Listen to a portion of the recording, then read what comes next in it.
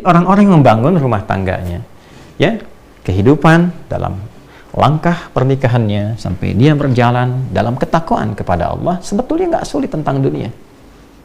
Gitu. Jadi mohon maaf nih kalau dengan kalimat ini barangkali kurang menyenangkan, kan? Kalau ada persoalan yang tidak pernah tuntas, padahal mungkin secara materi tercukupi, kan?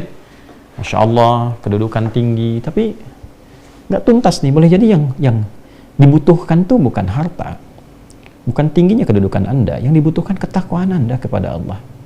Itu saja. Ya, menyadari bahwa pernikahan ini adalah bagian dari amanat Allah Subhanahu wa taala. Rumah tangga ini amanat, setiap amanat dipertanggungjawabkan di hadapan Allah Subhanahu wa taala. Dan kalau mengerti berumah tangga itu adalah ibadah, maka kita akan jaga cara kita beribadah kepada Allah. Anda kan kalau sholat Anda jaga rukun dan syaratnya, kan? Nah, rumah tangga itu ada rukun dan syaratnya. Kan waktu mau nikah kan ada rukunnya, ada akad itu kan, syaratnya juga ada kan. Bukan cuma mahar kan, ada 2 saksi itu kan. Kemudian juga ijab qabul dan sebagainya, itu kan terpenuhi. Nah, itu pembukanya, ya kan? Dalam perjalanannya pun itu harus dijaga, karena kalau memahami pernikahan itu sebagai ibadah kepada Allah, maka dijaga cara kita ibadah. Ya, jaga jangan sampai ya terkena sesuatu yang kotor atau melanggar ketentuan ibadah. Nah, ini kalau dipertahankan, maka apa yang terjadi? Allah anugerahkan segala kemuliaan untuk mengabadikan kehidupan keluarga ini sampai dengan kehidupan di akhirat. Ya, kalau kita baca Quran surah ke-52 misalnya At-Tur ayat 21, Allah tegaskan di situ, walladzina amanu wattaba'athum dzurriyyatuhum biimanin alhaqna bihim dzurriyyatahum wama alatnahum min 'amalihim min syai' kullu imrin bima kasaba rahin. Dan para orang tua yang beriman itu menjaga iman. Jadi berkeluarga itu dengan imannya. Ya, bukan cuma dengan hartanya. Kalau dengan harta ya banyak bisa begitu. Dengan berkeluarga itu dengan imannya. Lalu iman diimplementasikan dalam bentuk amal saleh. Amal saleh suami kepada istri dalam bersikap, fa'ashiruhunna bil ma'ruf, surah keempat ayat 19. Demikian sebaliknya dengan anak-anak dan sebaliknya. Maka apa yang terjadi? Kalau orang tua mampu begitu, diwarisi oleh anak demikian, diniatkan karena imannya, maka mereka akan dipertemukan kembali di satu tempat di surga. Alhaqna bihim dzurriyyatahum, satu keluarga besar. Wa ma alatnahum min amalihim min syai', dan semua kegiatan berkeluarga itu dinilai langsung oleh Allah untuk mewujudkan pertemuan itu, karena dilakukan dengan iman, maka jadi ibadah. Kullu imrin bima kasaba rahin, tapi itu pilihan. Kalau Anda merasa itu hanya untuk melakukan kegiatan duniawi saja, hubungan seksual saja, ya mencari materi saja, itu pilihan Anda. Silahkan saja, itu pilihan Anda. Tapi pada saatnya sadari kata Allah, Anda akan pulang, Anda akan meninggal. Makanya patut bertanya, setelah meninggalkan dunia ini ketemu lagi nggak? Ya kan? Ya, satu masuk ke alam kubur, ya itu saja kan sudah nggak ada aksesnya, ya kan? Untuk bertemu kembali, paling dizarahi, balik lagi dan sebagainya. Nanti di akhirat ketemu lagi nggak? Itu poinnya. Nah, berbahagianya kita, Allah itu Tuhan kita yang Maha Esa, lengkap menyampaikan dalam Quran. Tidak ada satupun kitab suci di muka bumi ini yang menyampaikan runtutan kehidupan kita secara detil dan lengkap. Dan itu diminta bahkan oleh Allah langsung. Silahkan riset, silahkan pelajari dari kedalamannya, kebahasaannya, ya dari logikanya, dari runtutannya, silahkan. Dan tidak ada satupun yang sempurna Al-Quran, karena ini firman Allah. Gitu. Ya, maka poinnya apa? Itu pilihan. Tapi kalau Anda memang berpikir dan ingin mengabadikan ketenangan duniawi ini untuk mendapatkan kemuliaan akhirat, maka niatkan sebagai ibadah. Dan jalannya akan berbeda. Ya, bahkan nanti ada yang tertinggi itu disambut oleh para malaikat. Allah perintahkan setiap malaikat berdiri di pintu surga untuk menyambutnya. Itu ada di Quran surah ke-13, Ar-Ra'd ayat 23 sampai 24. Kan? Jannatu 'adni yadkhulunaha wa man salaha min abaihim wa azwajihim wa dhurriyyatihim wal malaikatu yadkhuluna 'alaihim min kulli bab. Salamun 'alaikum bima sabartum fa ni'ma 'uqbad dar. Ada satu keluarga besar yang masuk dari surga Aden.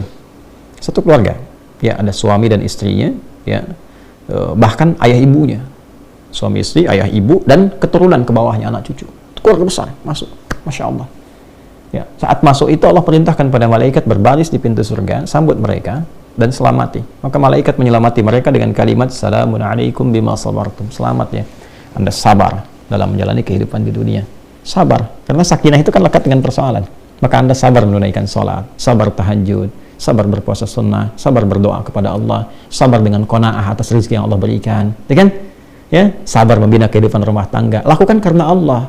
Kalau cuma karena peran suami dan istri, capek rumah tangganya. Tapi kalau dilakukan untuk menaati Allah, ada keringanan nantinya. Gitu. Kalau semua ditampilkan seperti itu, capek hidupnya. Tapi kalau kita lakukan lillah, sudah Allah yang titipkan, ya jalani dulu aja. Bismillah, pelan-pelan. Dia akan ketemu jalannya, Allah akan arahkan pada kebaikan yang mendekatkan kita kepada Allah. Itu poinnya. Ya. Maka malaikat mengatakan, "Salamun alaikum bima sabartum." Sekarang nikmati hasilnya. Fa ni'ma uqbad dar. Silahkan nikmati tempat terindah ini yang belum pernah dijamah dirasakan oleh siapapun. Ya, dari kalangan makhluk Allah Subhanahu wa ta'ala. Jadi ini poinnya teman-teman sekalian. Jadi poin pertama, bila kita ingin membuka kehidupan rumah tangga yang baik sebagai anak, sebagai ayah, sebagai ibu, suami, istri, maka yang pertama, bangun visi kehidupan itu sebagai ibadah. Sebagai anak, rasakan tentang ibadah. Ibadahnya apa? Allah perintahkan dengan menaati orang tua. Kepada ibu bagaimana? Itu diletakkan setelah tauhid loh. Ya, di Quran surah 17 ayat 23, wa qadha rabbuka alla ta'budu illa iyyah, itu tauhid. Wa bil walidaini ihsan. Dan bakti pada orang tua. Jadi bakti pada orang tua diletakkan setelah tauhid. Makanya nilainya tinggi. Anak yang selalu berbakti pada orang tua, ayahnya, ibunya, terutama ibu itu, dekati, sayangi, muliakan, berikan apa yang mampu kita berikan. Itu ridha Allah turun. Karena letaknya itu dekat sekali.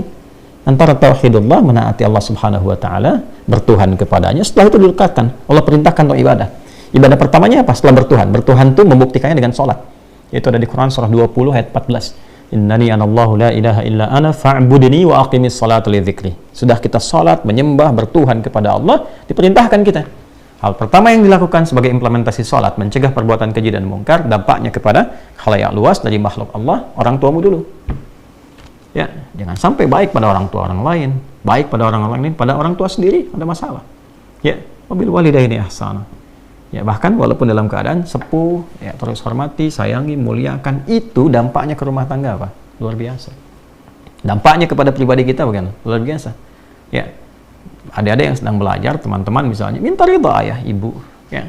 Saya melakukan demikian. Minta ridhanya, minta doanya, dan dampaknya luas sekali, besar sekali. Ada ketenangan, kedamaian, ketentraman, keyakinan, ya. Dan Masya Allah, ya, babnya ke depannya kesuksesan, kebahagiaan. Itu poinnya. Boleh jadi Allah akan cukupkan. Pokoknya kalau diarahkan ke ibadah, Allah berikan qanaah. Setiap rezeki kita syukuri. Nanti ujung-ujung di akhir puncaknya itu semua kenikmatan datang. Bahkan ada yang dari ujung kepala sampai ujung kaki, rasa-rasanya dimudahkan oleh Allah. Bahkan ada yang tidak membeli gitu, ya. Itu kemudahan-kemudahan yang Allah berikan, tapi dasarnya dibangun untuk ketakwaan. Itu pun dibangunnya ketakwaan, tapi ibadah lagi. Nah, ini poinnya teman-teman sekalian. Bagian pertama yang kita pelajari dari fikih kehidupan berumah tangga untuk semua, bukan hanya untuk yang mau menikah. Ini babnya untuk semua. Dan semua kita kan berasal dari madrasah pertamanya di rumah, ya kan? Anaknya, bapaknya, ibunya, suami, istri, dan sebagainya. Maka hal pertama, niatkan kehidupan berkeluarga itu untuk menaati Allah Subhanahu wa ta'ala dalam konteks ibadah kepadanya. Setelah itu, lihat perannya yang Allah titipkan kepada kita apa. Saya laki-laki, oke, berarti laki-laki sebagai anak pasti itu. Ya, karena lahir kan di atasnya ada ayah dan ibu. Setelah itu jadi apa? Ya, di suami misalnya kan. Nah, dari suami perannya bagaimana? Jadi ayah perannya bagaimana? Demikian yang perempuan sampai dengan ke atasnya. Dan itu lengkap tuntas babnya. Sampai contohnya. Sampai contoh, Masya Allah di Islam itu. Sampai sejarahnya. Ya, jadi pedomannya di Quran ada, penjelasannya di Sunnah ada, contoh idealnya ada. Ini kehidupan Nabi dari mulai jadi anak sampai ke atas jadi kakek, kemudian dari untuk perempuan istri-istri beliau, makanya disebutnya Ummahatul Mukminin, ibunda kita. Ngambil contoh ke atas. Setelah itu lihat sirahnya seperti apa, lengkap. Coba tunjukkan, setidaknya kepada kami saat ini, di mana ada ajaran yang begitu lengkap dari panduannya, ya, kemudian contohnya, tokohnya bukan fiktif, ada sejarahnya bisa dilacak. Tuh. Jadi kurikulum di Islam itu sangat lengkap. Tinggal bagaimana umat muslim, ya kan, itu bisa mengimplementasikan semua tuntunan itu dalam wujud kehidupan yang nyata yang kita alami saat ini. Ya, ini nasihat juga untuk pribadi, untuk kita semua. Sama saja, saya juga demikian. Ya, para ustadz yang lain, para kiai juga sama saja. Ya, tidak akan pernah bisa melewati bab-bab ini. Ya, apa dikira misalnya bahkan seorang nabi pun tidak punya persoalan dengan istrinya, kan? Ya, bahkan kalau tarik ke atas, ya tarik ke atas lagi. Era-eranya misalnya bahkan jauh ke Nabi Nuh alaihissalam. Dan persoalan pertama ketika Nabi Adam diciptakan kan dengan pasangan, ya, di tempat latihan di surga itu kan dengan pasangan juga. Nah, itu pasti akan turun ke bawahnya. Ya, babnya banyak sekali, kalau kita teruskan lagi banyak sekali. Ada suaminya sukses, setan datang lewat suami, mental datang ke istri, hati-hati. Ya, kadang-kadang ya untuk korupsi misalnya yang era-era kekinian, dorongannya bukan berarti dari Dari pekerja yang laki-lakinya saja, mungkin masuknya lewat ibunya, lewat istrinya, bisa jadi lewat anak, ngasih hadiahnya ke anak, ya, ke suami mental, masuknya lewat dapur istri, dan sebagainya. Hal-hal demikian tuh. Karena itu pesannya apa? Quran surah ke-66 ayat ke-6, ya ayyuhalladzina amanu, hei, semua anggota keluarga, qu anfusakum wa ahlikum nara, jaga dirimu dan jaga keluargamu dari ancaman neraka. Jangan sampai di dunia merasakan seakan nikmat, di akhirat terancam. Kan dunia sementara. Ya, kan sudah paham betul itu, kita itu meninggal. Sadarilah. Ini kan malam nih waktu Indonesia ya, bagian barat. Coba sebelum tidur renungkan. Kan mau meninggal. Terus setelah itu mau apa? Lalu tarik balik. Apa yang selama ini dilakukan? Yang dikumpul-kumpul itu buat apa sih? Ya kan? Buat apa? Semua capaian yang mau diharapkan itu. Islam tuh elegan sekali. Capaian itu baru punya nilai setelah berwujud amal soleh.